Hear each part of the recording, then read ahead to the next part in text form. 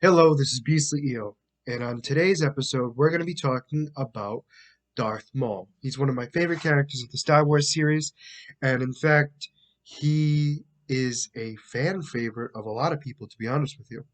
Um, just like in the last episode with Mace Windu, we're going to be talking about the character a little bit and in areas that have not been explored by Star Wars lore.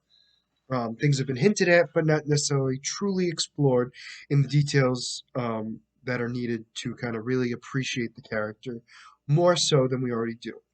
Now, Maul is known, he was really just a throwaway character, I think, in the beginning because he was just in the Phantom Menace.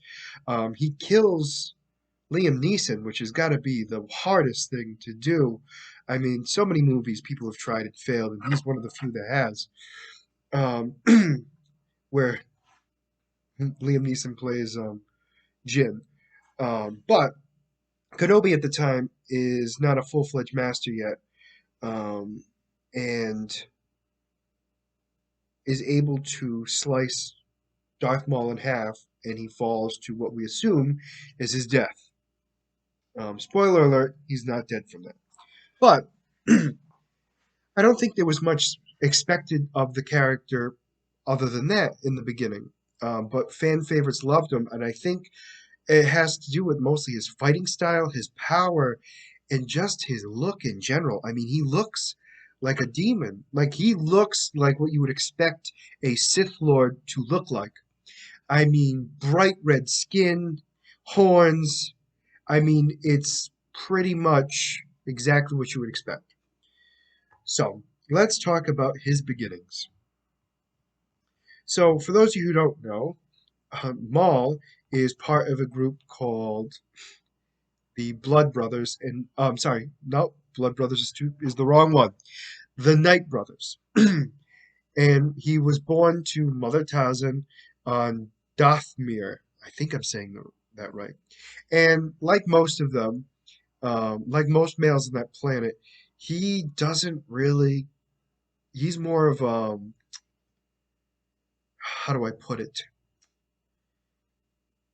Kind of more of a slave, where the women are treated with much more respect in the family. So because of that, he's kind of just basically a slave to them. Well, his mother, Mother Talzin, strikes a deal with Darth Sidious and gives him to her because their family, their bloodline, has a very strong connection to the Force to a certain extent, and just other abilities as well, the magics of the Night Sisters slash brothers, um, the magiques as they call it. So then he's under the tutelage of Lord Sidious, and what we see, we don't actually see him rise to the ranks with him, but we know that it's got to be horrible. Um, Meaning he's probably gone through some horrible stuff, being tortured by Lord Sidious to really get him to be more powerful. Um, and that's a big thing to notice. So he then starts taking out Jedi, and he's known for it apparently. Even though we don't actually see it in the movies, the rumor is he's killed Jedi. Apparently, he's very good at it. He also has a lightsaber that's different than any lightsaber we've seen. Granted, at the time there were only like four movies out, but still, his lightsaber was much different because he had a blade coming out the top and the bottom, which was different than any other one, and he used it and spun it around and everything. So he definitely had a different aspect of fighting than all the others that we've seen in the past. Even Darth Vader didn't have these that type of lightsaber ability. Again, I'm comparing apples and oranges, but it's a very different technique, which doesn't necessarily make it better, but it looks awesome. I'm not going to lie. So we now see him kind of go through the ranks, and we see what happens in Phantom Menace, which is where, he kind of kills Quan Jin, and then Obi-Wan slices him in half, and we think he's dead. Well, For a long time, we do think he's dead. Even after the prequels are out, we just assume he's still dead. But when the Clone Wars started to happen, and granted, yes, the Clone Wars happened in the prequel movies, um, they go into detail in the Clone Wars show into exactly what happens to a lot of people, and especially during that time of, when people are when the war was at its peak.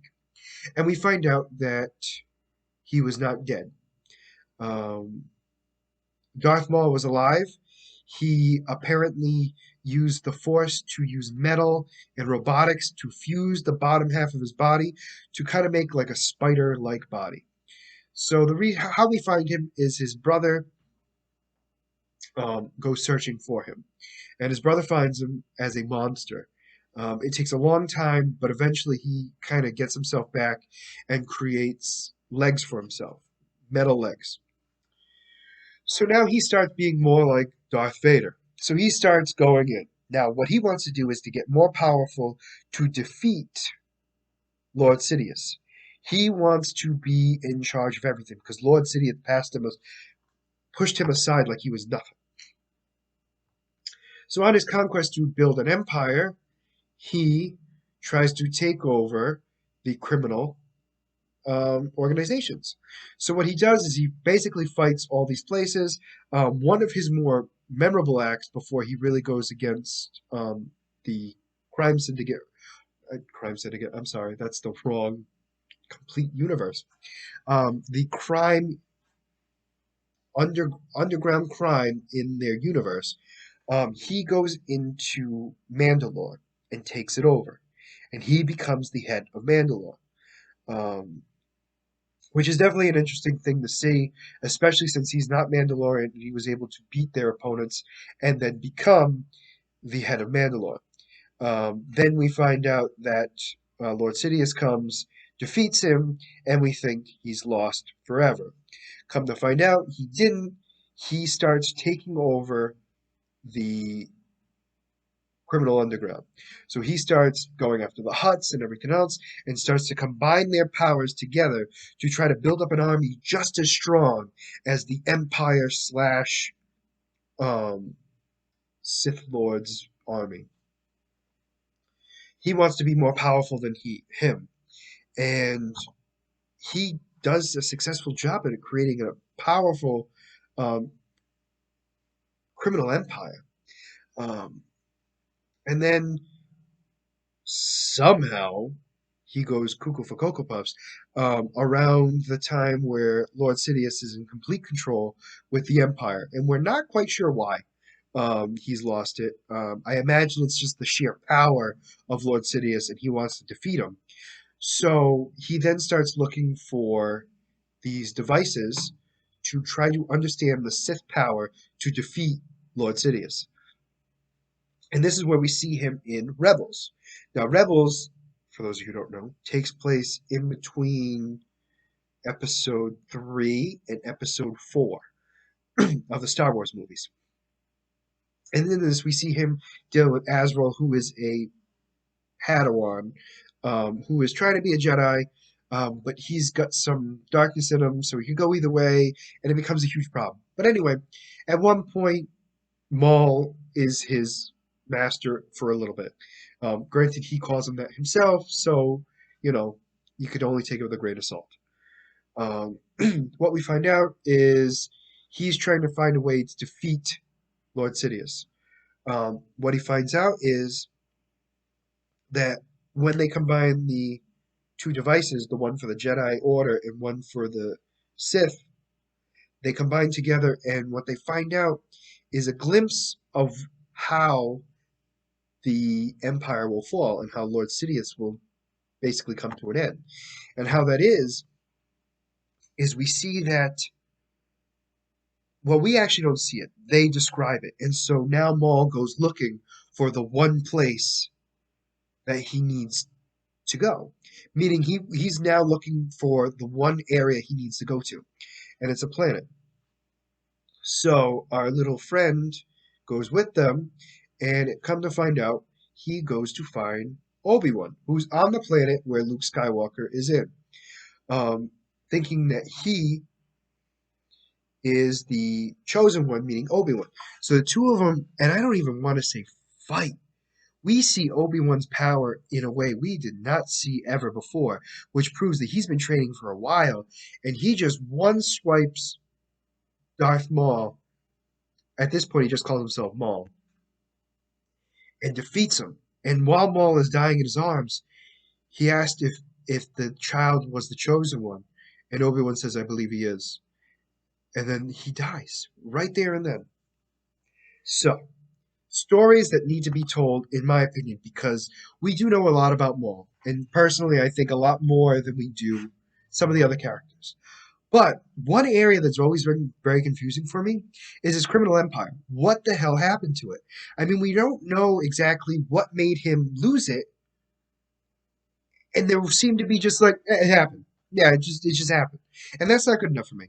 I think we see it a little bit in his growth, anyway, in Star Wars Solo Story, but that's it. I mean, we only see it for a glimpse, and we don't even see the full aspect of it. So that's definitely one area I think they need to do a Maul series um, to definitely show just how badass he is. I mean, that's one area. The other area is how he became a Sith. I mean, we have an idea of how it happened because we saw it through his brother's eyes, but realistically, how was it like working with Lord Sidious? That's something I'd like to see. And a little bit of more of like right before Phantom Menace, but that to me isn't the worst thing. I really want to see his beginning and where he was like the head of the crime. Like he was the kingpin of the Star Wars universe. Like how do you go from that and then just disappear? Like we assume, oh, the Empire must have did it, but do we know for a fact? For all we know, he just went bonkers and just started killing people just for shits and giggles. And I want to know. And I'm wondering, do you want to know too? Please let me know in the comments below. That's pretty much it. Like I said, Darth Maul is one of my favorite characters. I definitely want to see more of him. And yes, I do know he's dead, but we can still do some more with him. I mean, he's no more in the animated series than we do know him in the live action. So we don't have to worry about somebody being cast as him and ruining. Oh no, he doesn't look like Maul. He's got enough makeup. We can figure it out. So definitely would love to see that. That being said, as always, all right, we're 12 videos in and a while to go still. Please, if you like the content you see, please like and subscribe below. Um, make some comments. How do you feel about Maul? Let me know. Let's start a conversation. I'm excited. Other than that, for right now, this is Beastly Eel signing out. Have a good night.